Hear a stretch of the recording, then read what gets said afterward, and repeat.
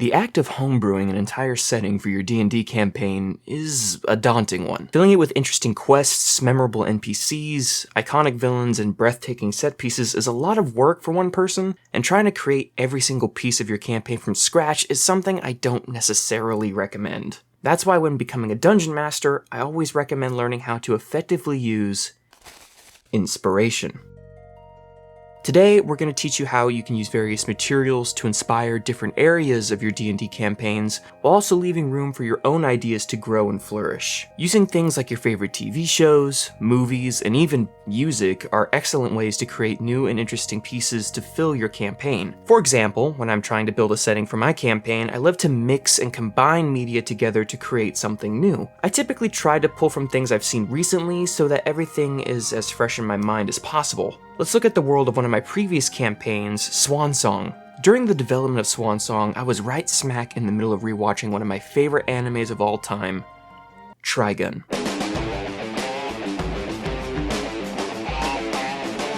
Trigun is a space western with a heavy mixture of sci-fi and good old-fashioned gunslinging.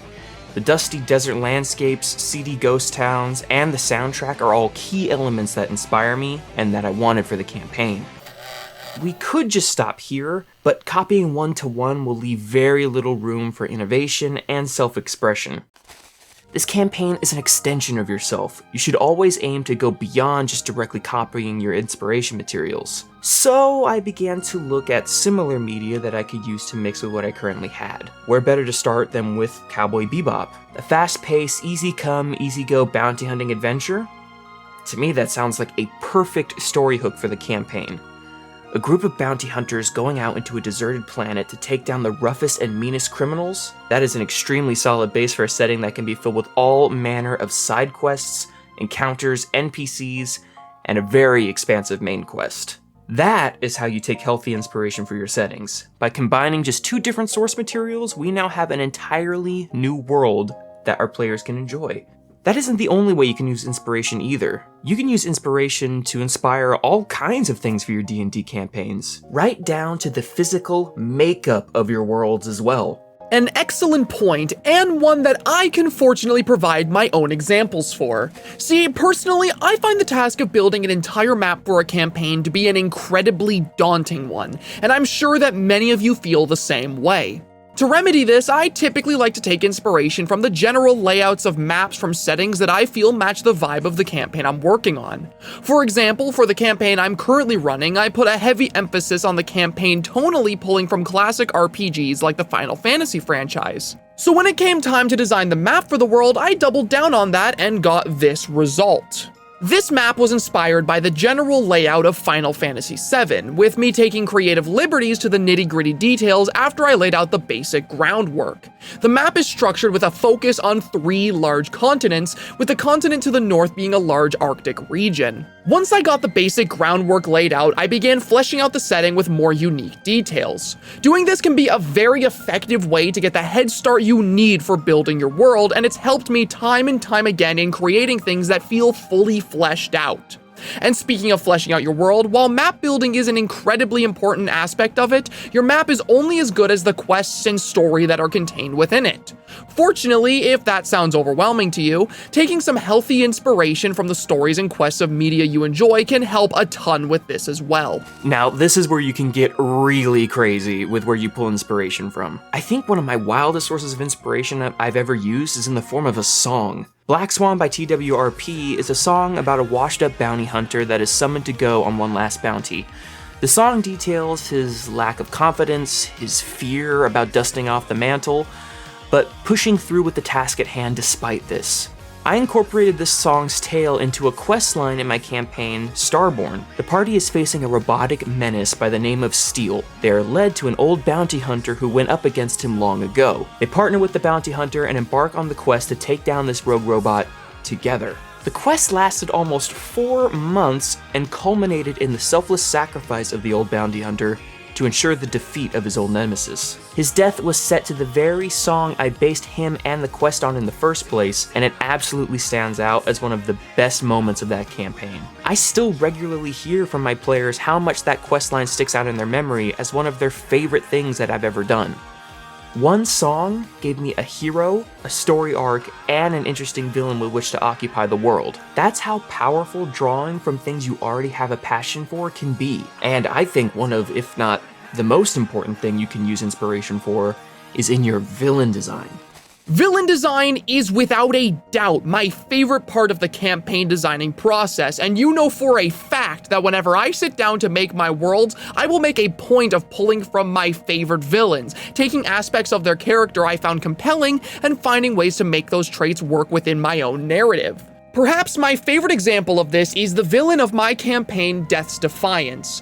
The villain of this campaign, simply named Abaddon, is a warrior hell-bent on bringing about the resurrection of the demon lord Orcus, so he may wipe the world clean to make way for his adopted demonic family to return to the mortal plane. This particular villain acts as a nemesis to the party, always being active in the world, working towards his plans just a few steps ahead at any given time, the remnants of his rampage found wherever the party travels.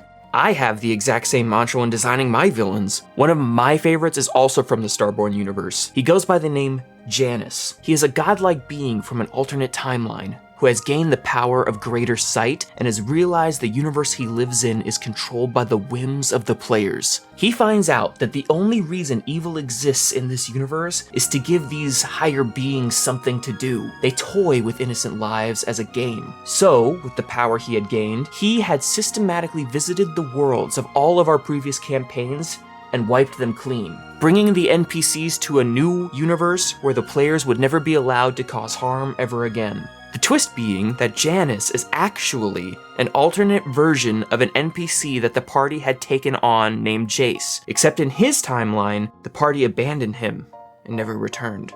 But wait, I hear you say, what if the source material I'm taking from is well known? Won't my players feel I'm plagiarizing my campaign if I take from popular pieces of media? Won't they call me out? I want to have original ideas. And while that is a valid initial fear to have, me having it myself when I first started, I point back to the two villains that we just described.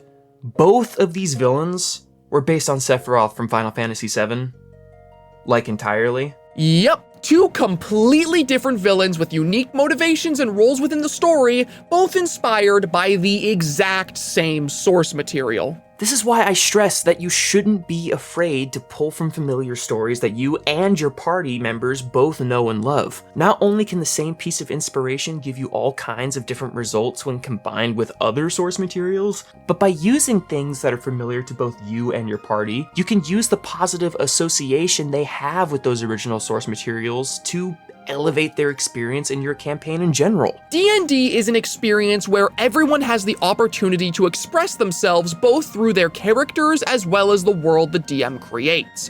Taking inspiration from all kinds of media not only gives you the head start you need for world building, storytelling, and villains, but it also allows you to express those interests on full display, making for an incredibly entertaining campaign. So don't ever be afraid to let your inspiration show with your own work. Just have fun building your world, and it will absolutely show when your players get the opportunity to properly explore it. With that being said, that's all for now. We're both really excited to start delving into tabletop RPG content. D&Design is meant to be a look at tabletop RPGs through the lens of creativity rather than through the lens of numbers.